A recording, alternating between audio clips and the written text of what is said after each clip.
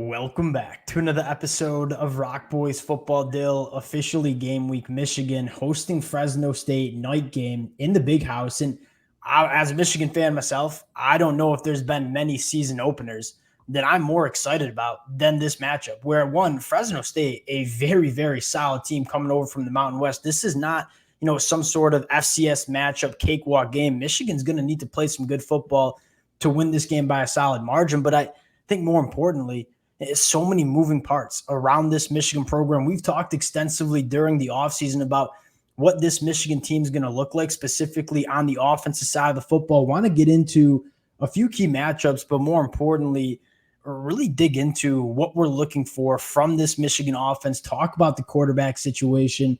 Really excited to get into this one. Now, before we do, and as always, would love to hear from you guys in the comment section, specifically the Michigan fans who are checking this out. One, the amount of support y'all have shown all offseason long, all the input that you guys have given in the comment section. It's been a blast talking football with you guys. But I think more importantly, Dill, would love to hear about the quarterback situation from all the Michigan fans. I don't even know if we necessarily agree on the quarterback situation either. There's a lot of different opinions out there. So let it fly in the comment section. Dill, I'll kind of open it up to you first.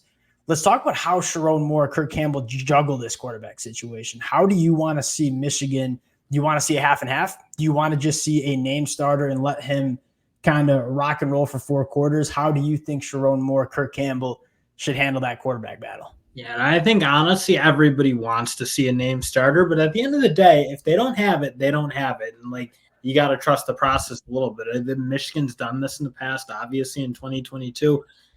I mean, I go back to that and it worked out in the long run, I suppose. But I do think it stunted the growth a little bit. I think, again, it was so obvious to anyone who was watching that JJ was a far superior quarterback. So I don't want to make it like a contest for the sake of testing Alex Orji. If he's the guy, he's the guy. And if Davis Warren's the guy, he's the guy. So I prefer certainly just to go ride with one guy. But, I mean, I'm not in those practice rooms. I don't necessarily know how that battle's shaped up.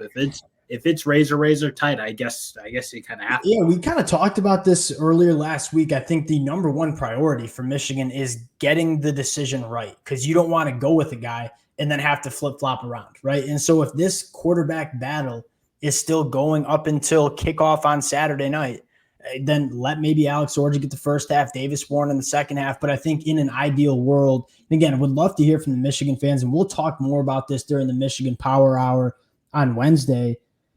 I think you want to see a guy named, let him go through game day as that quarterback one, taking command of the offense. And then with Texas right on the heels of this game. I mean, maybe if it's one of those past seasons where you kind of have 3 or 4 games, agreed, they were favored by 20 plus points in every one, I guess you maybe have more of the luxury. But at the end of the day, I don't want to see them go out and run a really bland offense. I think you want to see them at least put kind of the semblance of their offense on the field where they are throwing the ball. And do I think Michigan would probably win this game just trying to pound them down, running the ball every play or so? Yeah, they probably could do it. But again, when you have to go play Texas where your offense does need to be a little bit more complete, I want to see the starting quarterback kind of show that he can do that. Yeah, and I don't think Michigan needs to show all their cards because, again, you have Texas coming up in week 2, but you do want to see whoever is the quarterback, whether it's both quarterbacks in this football game, you want to see them go out and execute the offense that Michigan is going to run in the 2024 year because, again, week 2, you have one of your biggest games of the season. Now, from the quarterbacks, what are we looking for? One, Fresno State secondary, it was very solid last year. It was number 8 in the country in completion percentage allowed, only at 55%. This is a stingy secondary. Dill, I think it starts for me with overall command of the offense. I think that's Sherrone Moore, Kirk Campbell. That is what they've said throughout fall camp, even going back to spring practice. We're going to go with the quarterback that, moves the football on offense, can play within the offense. If it's a guy like Alex Orji, I don't need Alex Orji to go for 300 passing yards in this football game. But when he does have the opportunity to push the ball down the field, you want to see accuracy, you want to be good decision-making, and you want to see him making the right reads. You want to see him kind of knowing where to go with the football and then being on time and accurate. That's what I'm most concerned with. I think Alex Orji has the capability of making these jaw-dropping throws, but I want to see from a down-to-down basis the consistency from really whoever is playing quarterback, but specifically for Alex Orji, when he takes the field, you want to see him have command of this passing attack here. Because at the end of the day, if Alex Orji's on the field, I think you got to believe the passing is good enough. And you've seen some moments in the spring games of quick, decisive decision-making, and then you've seen the other times of not necessarily holding the ball. I don't think we've ever seen that, but just really lack of accuracy. And if that's the case, and the 10-plus yard throws down the field are way off like they have been at times in the spring. And he's made some of those jaw droppers. You go back to the 2022 spring game, he made some unbelievable throws. So you know that's in the bag. But mostly what I'm looking at, if Orji's on the field, I just want to see if the accuracy's up. I think I kind of believe in everything else he's done, at least from the spring game I've seen. But I just want to see him be accurate. And if Alex Orji is on the football field contending for a starting spot at this quarterback position, you kind of know that he's shown it. Because I don't think Sherrone Moore or Kurt Campbell are going to trot Alex Orji out there if he's truly been just a one-dimensional quarterback throughout fall practice, right? So I think that if Alex Orji does come out as your starting quarterback, as Michigan fans, you should have some sort of confidence that there has been some development that has taken place at the quarterback position. Again, we'll dive into the quarterback conversation a little bit more later on in the week. Another storyline that I'm looking for is, Dill, how do we get the pass catchers involved? I think we know the Michigan run game is going to be pretty solid, especially against Fresno State. I think they should be able to impose their will on the offensive line. But when we are throwing the football, how are we getting these different wide receivers involved? I don't think there's going to be that true, wide receiver one in this offense. I think it's going to be spread out. And I think what's fascinating about this Michigan offense is you have a couple of different kind of guys, right? Obviously, the passing game is going to go through not for the most part, but a large portion of the passing game is going to go through the tight end position. I think we're all very excited to see Marlon Klein. We kind of know what we have in Colston Loveland, best tight end in the country. But then you look at the wide receivers and say, all right, how are we getting Samaj Morgan touches in space? Because we know this kid is absolutely electric with the football. Is Tyler Morris kind of emerging as that true boundary wide receiver one?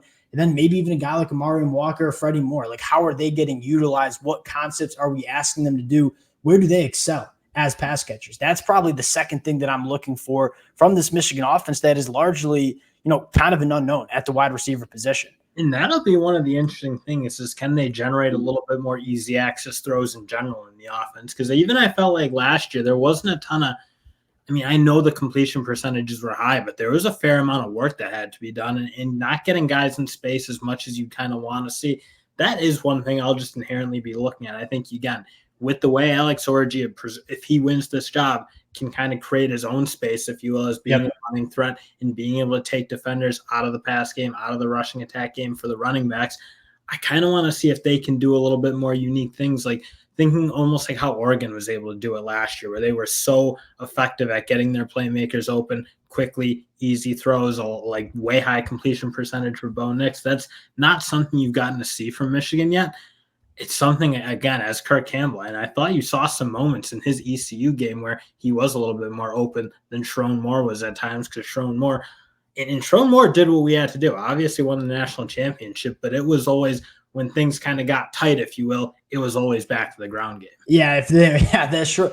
And I think Michigan sticks with that. Like, that is the recipe for Michigan winning football games, but I'm kind of with you. I think Sherrone Moore stuck with Kurt Campbell because I think we understand that there needs to be a little bit more explosion, specifically in the passing attack, and you can manufacture explosive plays in all sorts of different ways, whether it's Amarian Walker working vertically down the field or just getting the football to Samaj Morgan on a quick slip screen and letting him operate in space. I think the second thing – like more rhythm. I know they tried to do it last year, but there were way too many times where it was almost like obvious they were doing it. Yeah. I almost want to see more variation, a little bit more creativity in that respect, because, again, you do have guys like – Samaj Morgan, I want to see getting probably 5-ish touches a game.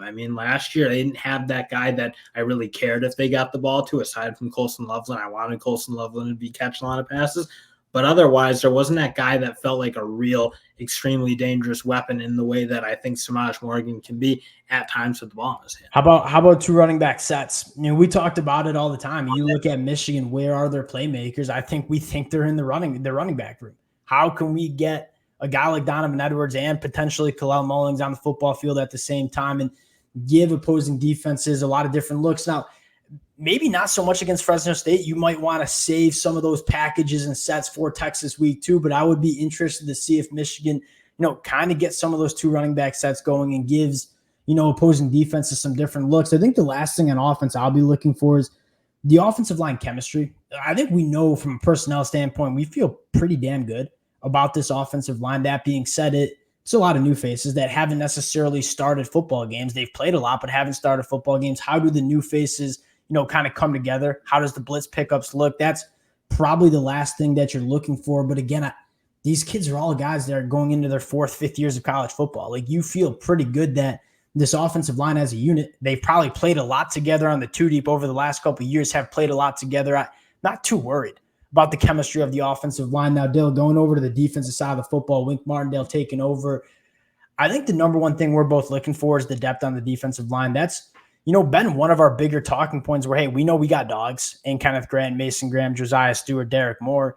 What made Michigan so special was when a guy like Kenny Grant or Mason Graham came off the field, Chris Jenkins was coming on the football field. Who are the depth pieces going to be, specifically guys like Trey Pierce or Eno Etta who've been getting some fall camp buzz? That's what I'm looking for the most. I think you have the opportunity to play a lot of those guys significant reps in this Fresno State game. How physically imposing do they look? That's probably what I'm looking for here. Yeah, and I don't even know that we'll really know that until Texas week 2. True. I think even if Michigan's depth isn't necessarily what it was last year, I think it's going to be good enough to look good against Fresno State, frankly. And Fresno State, again, those group of 5 teams, it's just like they get some athletes on their team. And that's where I'm a little more worried, if you will, is what the secondary looks like. But I think at the end of the day, it's really hard to build a 5-man offensive line that can compete with the likes of a Michigan or a Georgia or Ohio State. So I think that we won't necessarily get a great answer for defensive line depth, frankly, until Texas. I'm honestly looking a lot more at what this secondary looks like, because you saw when Fresno State was putting pressure on teams, they were doing a really, really good job getting the ball out of their hands quickly. Mikey Keene's really good at that. I mean, very decisive. Their wide receivers and him, a lot of them are back. And I think that's where Michigan gets tested the most, is how quick this secondary can kind of come together and be a little bit more glued like it was last year, where they were never blowing assignments. Yeah, and I think another thing, you talk about Fresno State, they want to get the football out quick to their playmakers in space. How does Michigan look tackling? Like, I think we took for granted how good Rod Moore was a tackler in space, or how good Mikey Sandstrom didn't miss tackles in space ever, right? So Zeke Berry coming in, expected to play that nickel role. How well does Zeke Berry tackle in space? That's another thing you're looking for. And I think communication good. Are they passing off the routes in the way they used to do it last year? It's like all those things. I think, again, they're going to get tested quickly. Like, that is the one place I think Fresno State matches up. I don't want to say well necessarily, but if Michigan's not on their P's and Q's, or they're not the same, or not close maybe to the same unit they were last year, Fresno State can move the ball on Michigan. Yeah, and I think this is why I love this matchup, where this, again, is not a Hawaii coming in. Like, Fresno State is a legitimate good football team that is going to give you some really good looks. And if you're not prepared, I